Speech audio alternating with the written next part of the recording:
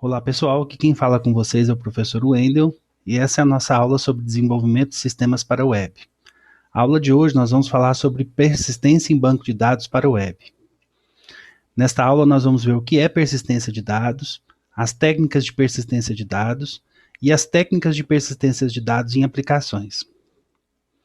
Mas o que é persistência de dados? Bom, para começar vamos citar um exemplo aqui para ilustrar o que é a persistência de dados. Imagine o usuário fazendo um cadastro em um site.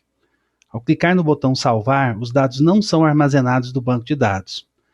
Os dados então serão perdidos ao se fechar o navegador. É por isso que existe a persistência de dados. Ela é a garantia que as informações serão armazenadas em um meio e recuperadas de forma consistente. Os registros são permanentes. Isso significa que os registros não são perdidos quando há o encerramento da sessão. Na persistência, os dados são armazenados em banco de dados. Os dados também podem ser armazenados em arquivos ou em outros locais. No momento em que os dados são manipulados pelo usuário, eles estão na memória volátil ou memória RAM. Para serem editados futuramente, os dados precisam ser armazenados de forma permanente. Os dados persistentes são muito importantes para as empresas. Isso garante que as informações armazenadas sejam completas, atuais e possam ser acessadas sempre que for necessário. Técnicas de persistência de dados. O enorme volume de informações em que o mundo computacional nos dias atuais está inserido suscita uma atenção na escolha de uma técnica de persistência de dados adequada, pois a mesma é um fator importante para o êxito de um sistema computacional, estando diretamente ligada a quesitos como integridade, confiabilidade, facilidade de manutenção e, sobretudo, desempenho.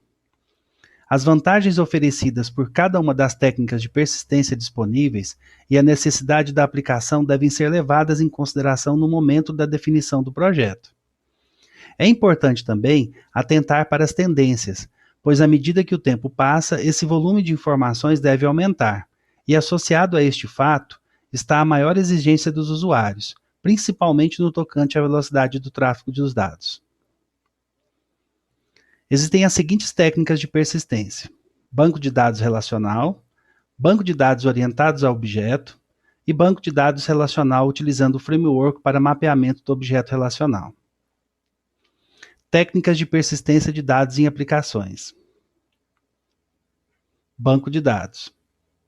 Um banco de dados deve ser definido como um conjunto de dados devidamente relacionados. Os sistemas de bancos de dados, ou SGBDs, surgiram com o intuito de contornar os problemas apresentados no formato de armazenamento em arquivos de sistema operacional, e são formados por uma série de componentes no nível de hardware e de software, dentre os quais se destaca o SGBD, que permite o gerenciamento de informações armazenadas em um banco de dados. Bancos de dados relacionais. Os sistemas de bancos de dados relacional, ou BDR, baseiam-se no modelo relacional.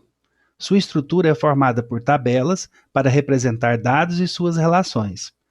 Possui uma coleção de operadores que constituem a base da linguagem SQL.